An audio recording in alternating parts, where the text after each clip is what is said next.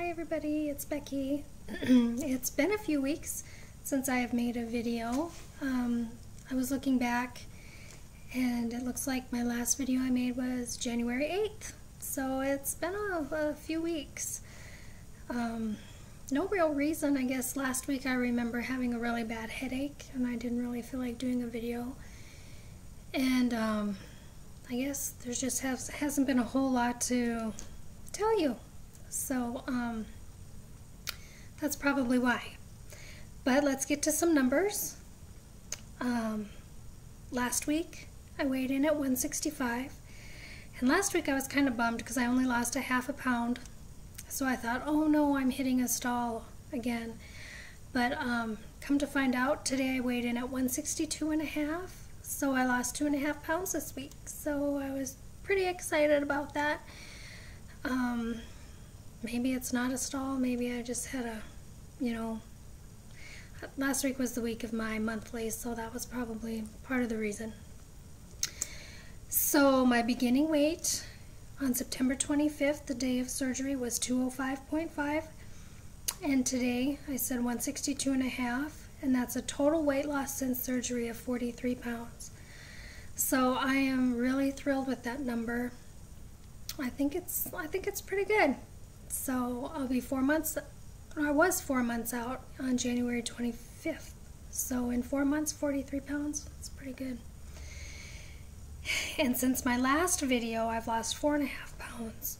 Excuse me, my throat. I don't know if this is the case with any of you guys, but since surgery, with the tubes down my throat and stuff, sometimes my voice is just trashed, and I don't have a cold, I don't have a sore throat, but ever since surgery, I don't know if they did maybe a little bit of damage in there, and I do sing, so even sometimes my singing voice is just not good. Sometimes it just leaves completely. So if any of you have had that problem, let me know. And I'm kind of thinking they did some damage to my vocal cords, but I don't know. But like I said, I don't have a sore throat, I don't have a cold, but my voice is just real raspy sometimes, and if I talk for a long period of time, like even by the end of this video, I'll hardly have a voice left. So yeah, it wasn't this way during surgery or before surgery at all. It's been mainly after surgery, with having the tubes and stuff in. So, I don't know. Maybe that takes a while to heal too. I gave you my numbers, and I haven't been doing a whole lot since my last video. I did go through my closet and got rid of a bunch of jeans and some sweaters and sweatshirts that were just way too big anymore. I did keep a pair of pre-op jeans just to keep as a reference. I was wearing anywhere from a 16 to an 18-20, depending on the make and stuff of the jeans and the brand. But I did keep a pair of size 18 jeans, and I tried them on, and that was kind of fun. Just to see how far as a visual, to see how far I've come and how big those jeans are. And I'm going to hang on to those jeans throughout this journey and do some comparing sometimes, especially if I get discouraged along the way. Just try on those jeans and say, hey, I'm doing really good and stuff. So it was kind of fun to put those on. I couldn't believe how big they were. In fact, in my next video, I might wear them and show you how big they are. Yeah, I got rid of some sweaters and stuff, and still hanging on to my long sleeve t-shirts that are too big, because I think you can wear shirts big and they're not real flattering, but they're more comfortable than a big baggy pair of jeans. So I haven't gotten rid of a whole lot of shirts, especially everyday shirts that I wear. So that was kind of fun to get rid of some jeans. Right now I'm wearing a size 14 comfortably.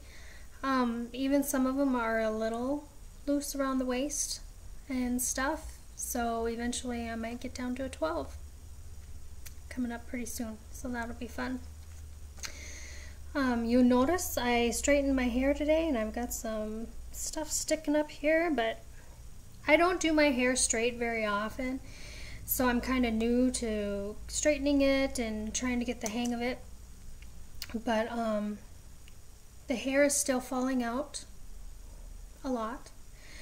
In fact, when I wear it straight, I think it looks a lot thinner than when I wear it big and curly, when I curl it and stuff. But when I was heavier, I kind of hid behind my big hair because I always thought my big hair made me look thinner.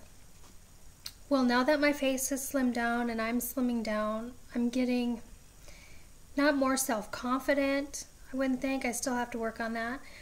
I'm getting more comfortable, you know, wearing my hair straight. And I usually get comments on it every time I do, saying a lot of people don't even recognize me when it's straight because I hardly ever wear it straight. But I think it looks a lot thinner when it's straight. Maybe that's just me, I don't know, but it is still falling out a lot. In fact, see, I just pulled some out. You can't, yeah, right there. And that was just barely, you know, yep, here's some more, see? And that's just putting my hands through it very lightly. I'm not pulling real hard. See, yep, there's, see, there's some more.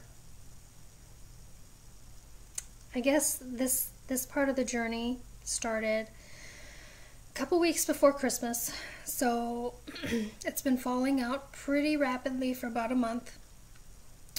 And I think I have a ways to go.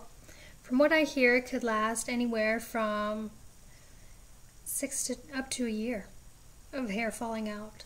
And I've noticed a considerable amount of thinning even in the 1 month that I've had to deal with it.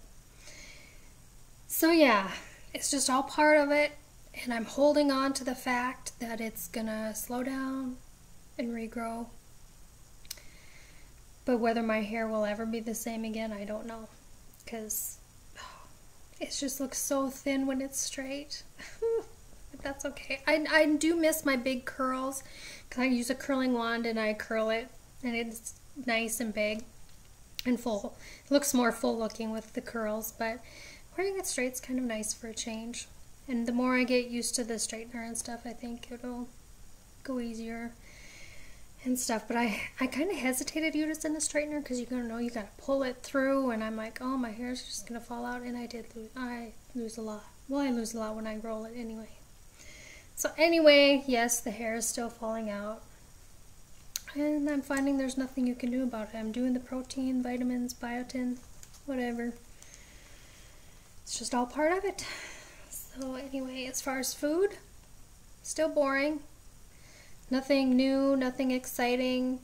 I am finding, depending on what I'm eating, my sleeve is starting to hold a little bit more. You know, the first few months, I was lucky to get a half a cup of food in at a meal.